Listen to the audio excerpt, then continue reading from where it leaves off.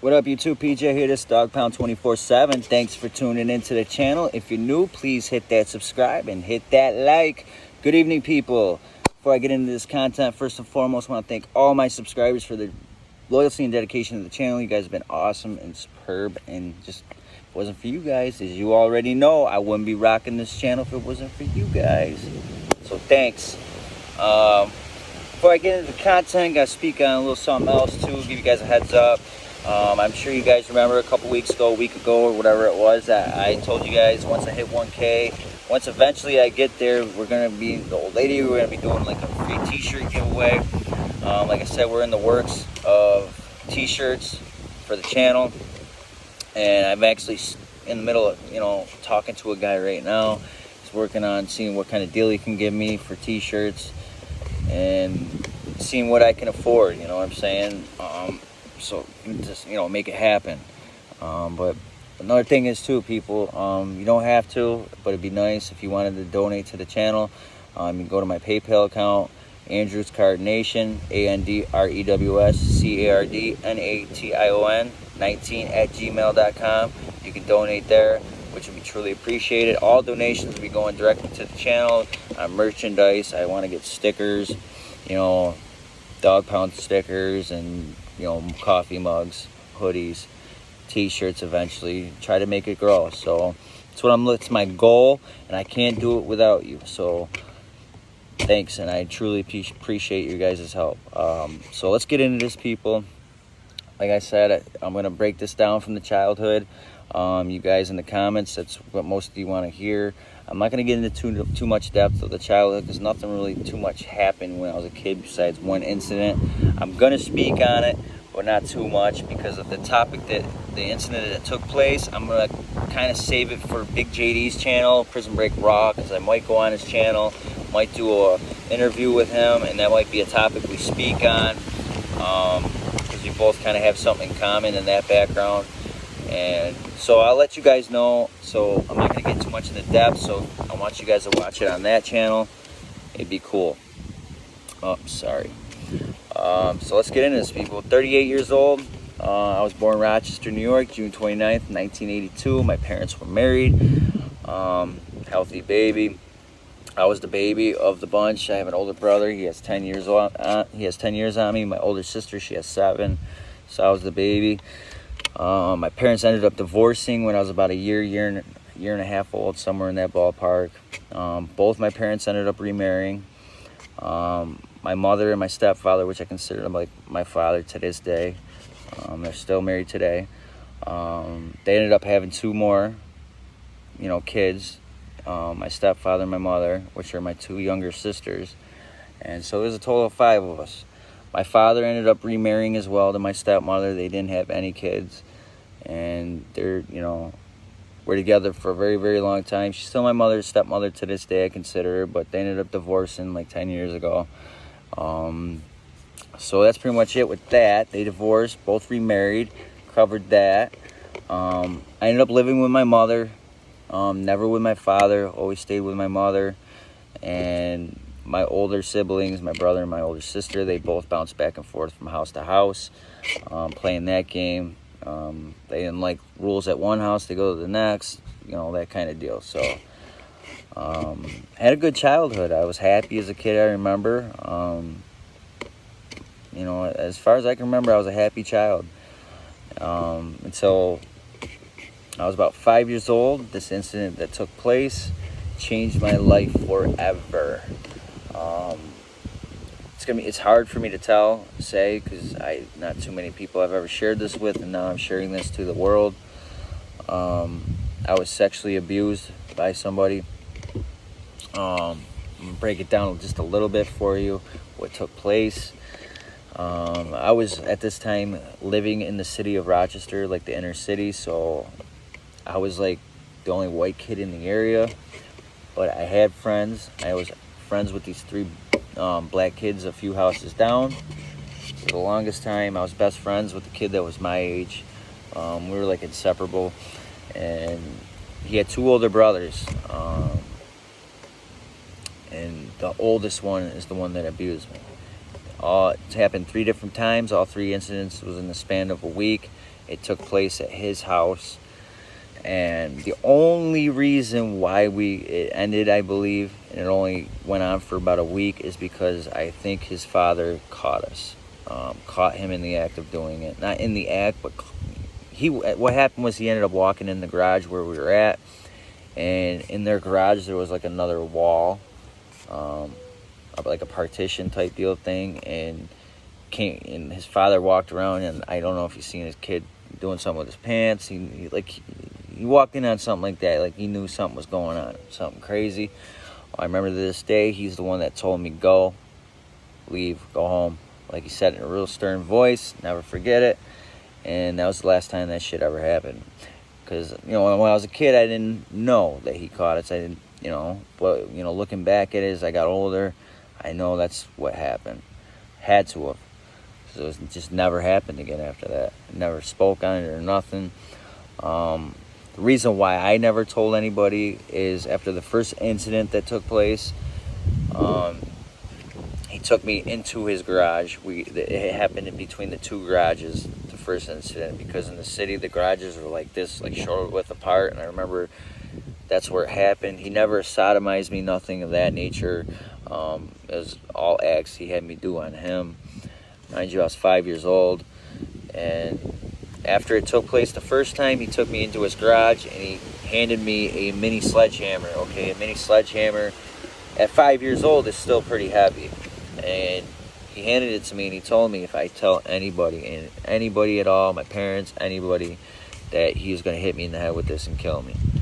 And he said it in a way that you knew he was serious type deal thing.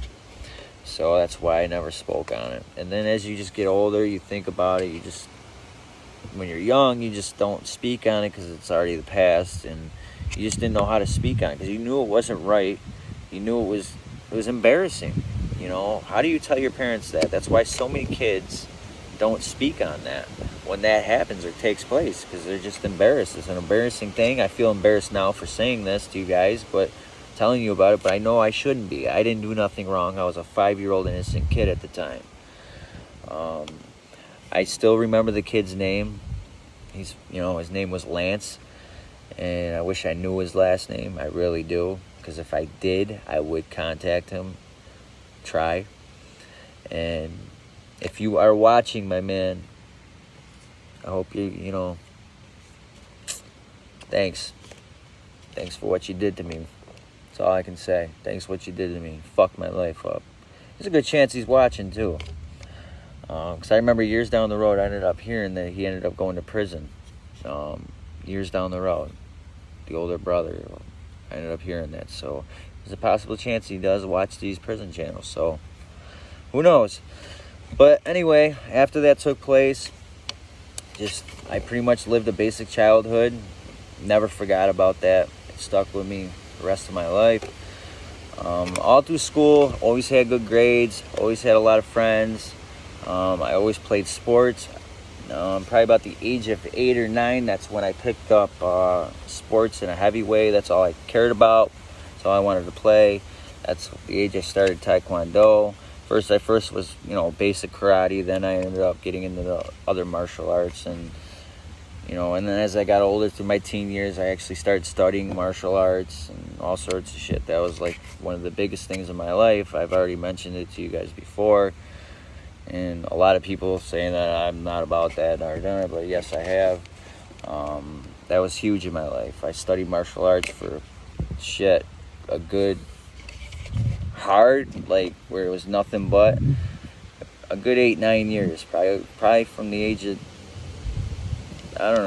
9 years old to probably I was probably about 17, I think, is when I was really, really into it like that. Football, hockey, and basketball were my other loves that I played. I was just an athletic kid. I played sports. That was what I lived for growing up, was sports. So that's the reason why I did so well in school. Good grades, honor roll student. School was natural to me. It was easy. The only reason why I hated school, but the only reason why I did the schooling and got good grades is because I play sports. That's it. So that's pretty much it. And by the time I got to like 16, 17 years old is when I started thinking about going to the military. My father is a Marine Corps. You know, he was in the Corps for 25 years, so you can just imagine how that was growing up. Real militant guy. He pretty much brainwashed the Corps into me my whole life, you know, my whole childhood. Real militant. It was always yes sir, you know, when shit was serious type deal of thing, so you guys can imagine that. And that was it. But 17 years old is when my life became derailed by, I got my first DWI at the age of 17, which that kind of fucked up my whole military career and going into the military. What happened was I just got drunk with a bunch of friends. We ended up going to, out, and about 2 o'clock in the morning got pulled over, got a DWI. Even got to the point where I was trying to get the shit thrown out. Dude, I've never been arrested prior to that, never been in trouble with the law. I even had a recruiter, a Marine Corps recruiter, go to court for me.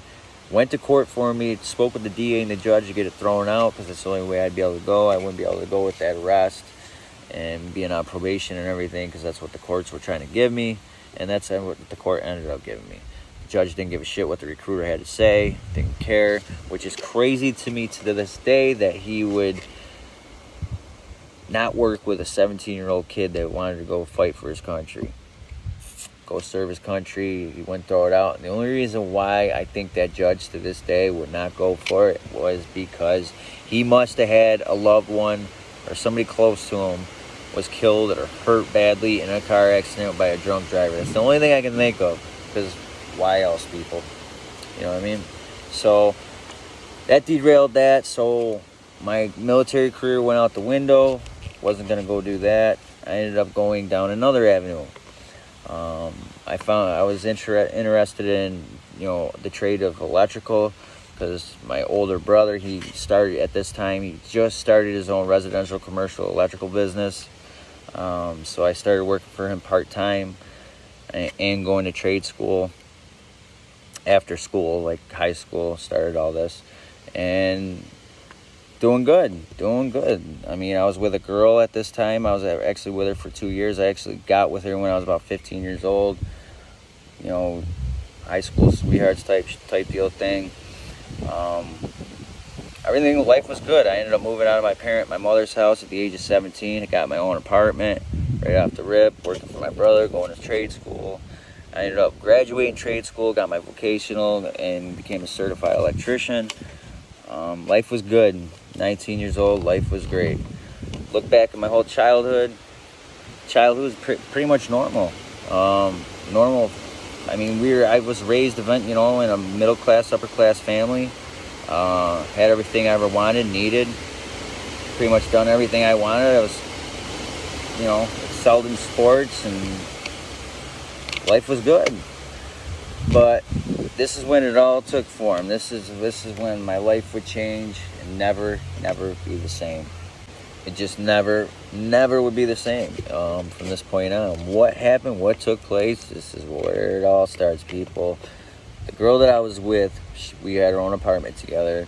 As I already mentioned, I was working for my brother, and she had a death in the family, so she had to leave state for a whole week to go to the funeral and all that stuff down in the state of Virginia. So I couldn't leave. I couldn't get that much time off work. Plus, I couldn't afford at that time to take off that much time of work to go with her. So I was pretty much home by myself. So long story short, I ended up running into this girl that I was really good friends with at one time. And she ended up introducing me to heroin. Yep, she created a monster, people.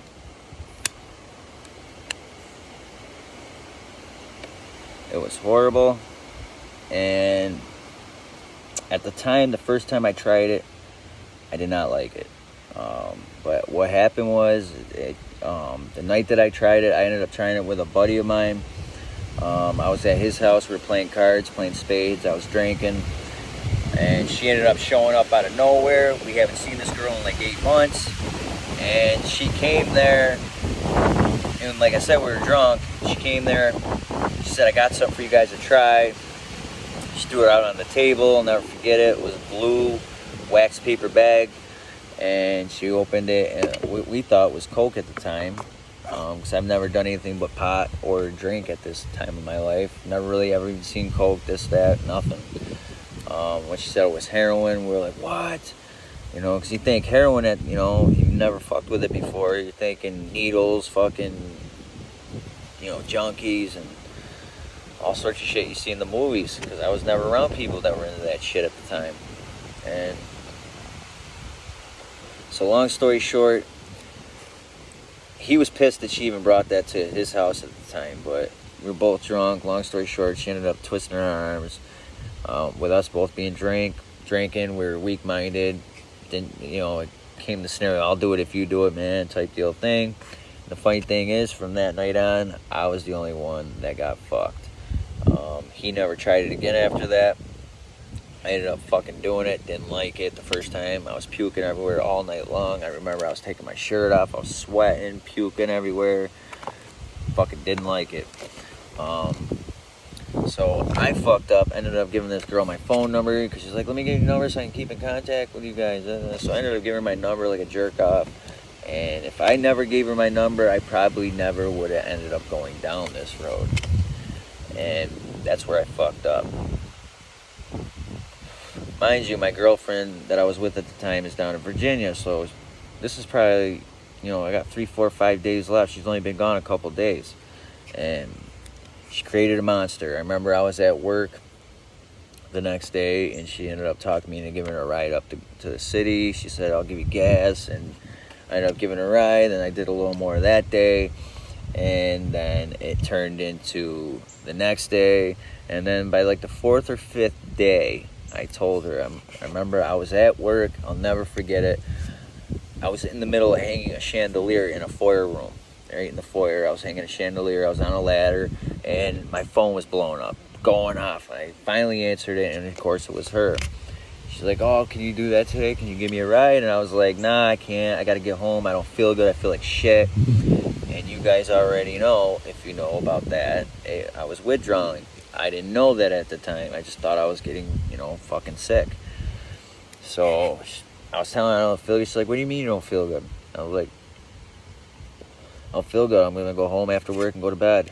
Lay down and relax. She's like, oh, it's because you're probably dope sick. I'm like, dope sick? And that's when she broke all that down to me. Being dope sick is when you're using an opiate for 3 to 4 days, whatever it is, and excessively. And it just turns into a nightmare because you caught yourself.